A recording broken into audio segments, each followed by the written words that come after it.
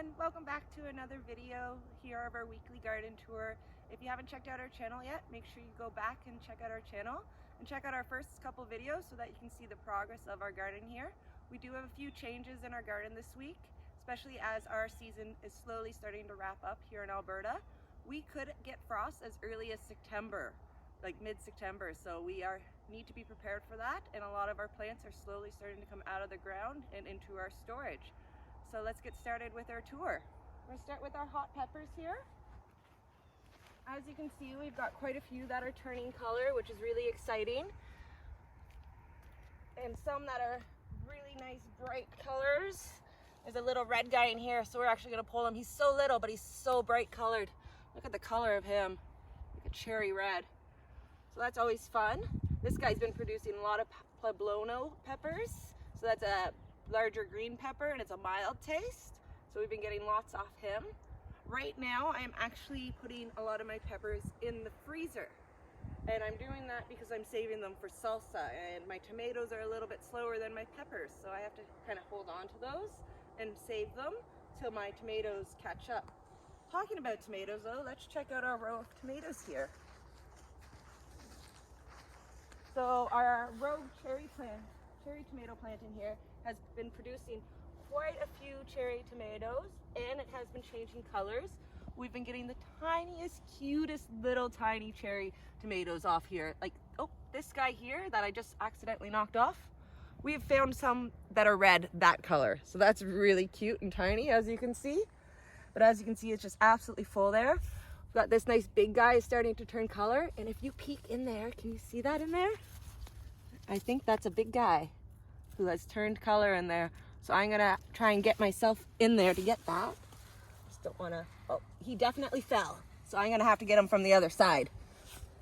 I'm gonna sneak in there and try and do it now, guys. Let's see if we can find him, because he fell. He was right in here. Right down, where'd he go? Color, where are you, color? Oh, it actually looks like he might have been damaged, unfortunately. Yeah, something had damaged the bottom of him, maybe ate it. So we did have one turn color, but he's no good, unfortunately. That's always disappointing. Oh well, carrying on. We'll just leave him in the corner. We'll start along our section here. So in our very crowded tomato section here, we have removed a couple of our marigold plants in here to allow the tomatoes a bit more space to grow. They are starting to turn color, but as you can imagine, it is quite difficult to climb in there. So hopefully they'll all start to turn color consistently at the same time, and we can kind of just remove some plants as we harvest those ones. But overall, it's looking great in there. Got quite the large grasshopper friend in here on that tomato in the middle of the marigold. He's trying to hide, being shy. Lots of critters in the garden at all times, which is not a bad thing. Some critters are friends, some critters not so much. Grasshoppers can be quite destructive. When it's only one or two, I don't worry. So through here, we've got our second pepper patch. And as you can see, some of these pepper plants in my massive dill are getting quite large. They're knee height, and they do have a good amount of peppers on them. This one will be a chili pepper by the looks of it. And then in here we've got, oh, little bell peppers by the looks of these ones here.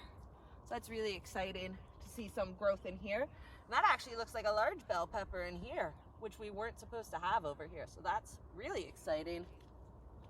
But overall, these peppers are finally starting to catch up, and that's really good. And we have a rogue potato growing in here.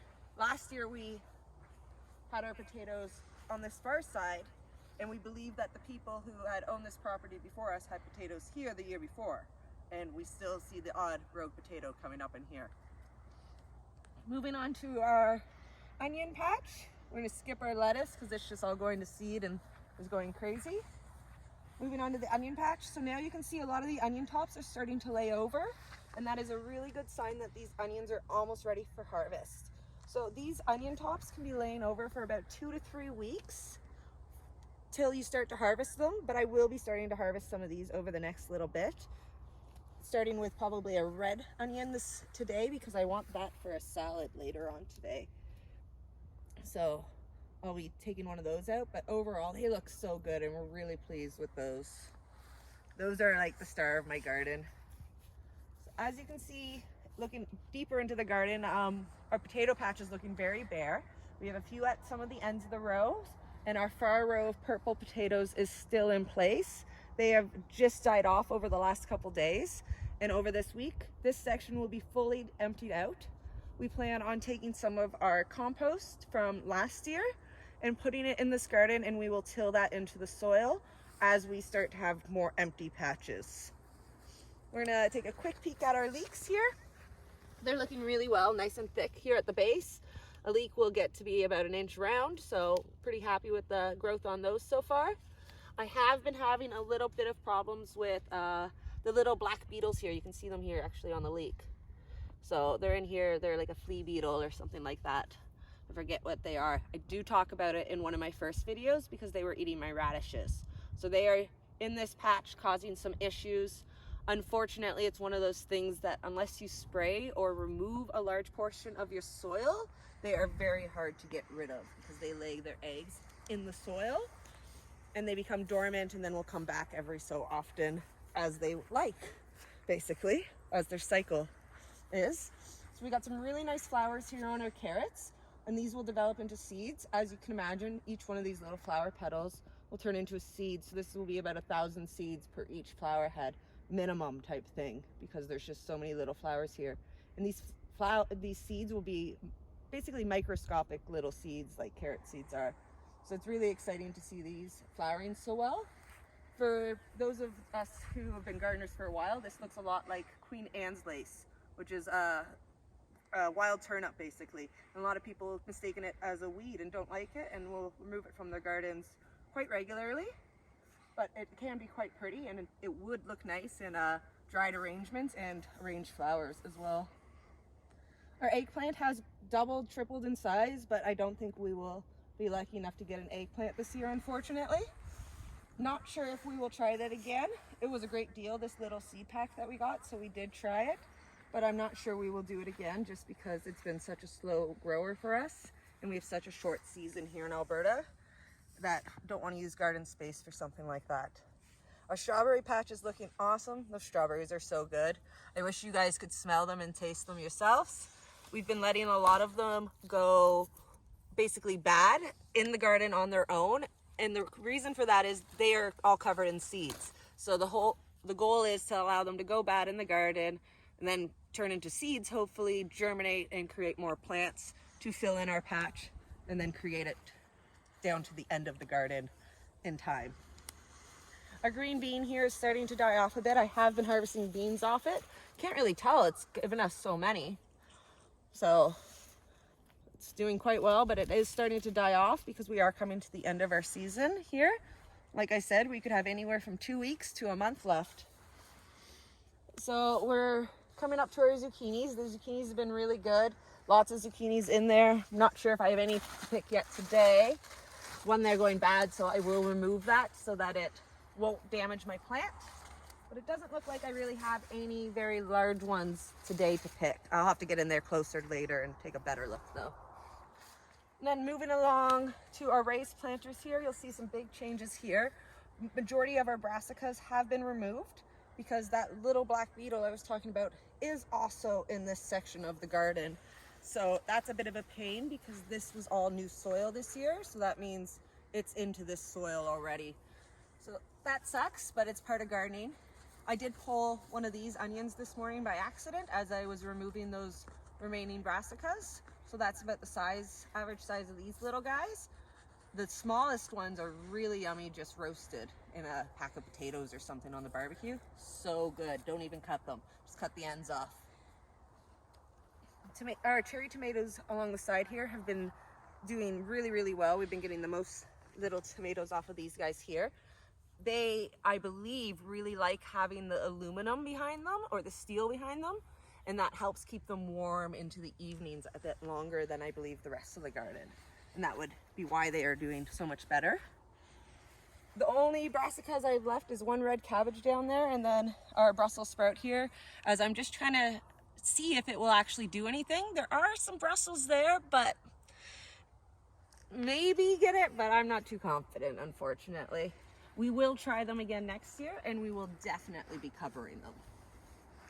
Moving into our little pepper garden. So pleased with how all this has been going. As you can see here on our mini bell peppers, we have some turning colors. We've got a red one here. We've got what looks like to be an orange guy in here, a purpley guy at the back here. Some of these look like they're going to be yellow. So this is really exciting. Lots of growth, and a week or two, definitely be getting some of these more colored ones for sure. Earlier this week, we harvested a green pepper from one of these plants. I believe it was this one here. It was about that size, looking quite nice. And a couple of these peppers are actually starting to turn color themselves and will turn into their full color. So probably red or orange, something like that. We also got the joy of harvesting our first little cucamelon this week. Watch out for that short. It'll be coming up sometime this coming week. And it was surprisingly crunchy and juicy, almost like a fruit gusher, but vegetables. So watch out for that short, and if you're interested in that, please let me know and we'll talk more about the cucamelons, but it was really tasty. Pleasantly surprised. We'll move back over to the main garden. Our spaghetti squash over here has been doing absolutely amazing. It looks like I have a squash here that is actually hanging, which is cool. That is basically ready for harvest, so I will be getting my pruners out later on to get that. And if you didn't see the short for that, make sure you check that out. And then we've got some pepper plants along the edge here. This one here is a jalapeno, and I believe, oh, actually I thought it was a jalapeno, but it actually looks like it's probably a chili pepper. I was wrong. We will be leaving those and letting them go red. That was disappointing. I thought it was a jalapeno. And then we got more chili peppers here, the ones that are sticking right up. They're so cute. Almost ready for harvest. But our spaghetti squash, holy moly, it's taken over, and lots of spaghetti squashes on it. Still hiding in here too. This bean is also starting to die off, our scarlet runner bean, but that's just the time of the year. Haven't harvested too many of this one. They are a tough, very fibrous bean on the inside, and they are, show you guys, a really pretty red color. There we go. So I haven't harvested too many. The main reason I did plant this was for the hummingbirds in the first place, because they like the flowers, and the flowers were absolutely beautiful. I will plant it again just for that purpose because it was so pretty. Moving on to our corn. Our neighbor's corn is completely done, which is extremely early here for Alberta. Our corn is about 50% ready. So we've got the odd stalk that is becoming girthy enough that I think it's close. The key with corn is you want to watch your silks, and as they start to turn this darker brown color, that's how you know that they are getting closer to ready, and they will girthen up. So this guy's a bit thin, as you can see, but they are thickening up, and we've got some in there that are close to 2 inches in diameter. So that's really promising. It's nice to see that our squashes in here are finally starting to flower. Maybe we'll get a squash from there. And we also have some green beans growing down in here. There's a couple green beans. So that's our Three Sisters bed. Overall, it's worked. I don't know if it's worked as well as I had hoped for where we are. Maybe it's getting not warm enough because of the squash coverage where we are. So I'm not too sure. We will reevaluate this and then maybe try different ways for next year. Overall, we've been really happy though, and we can't wait to show you guys the rest of our videos and some of our harvests from this year. So make sure you're following along, and we'll see you next time. Bye now.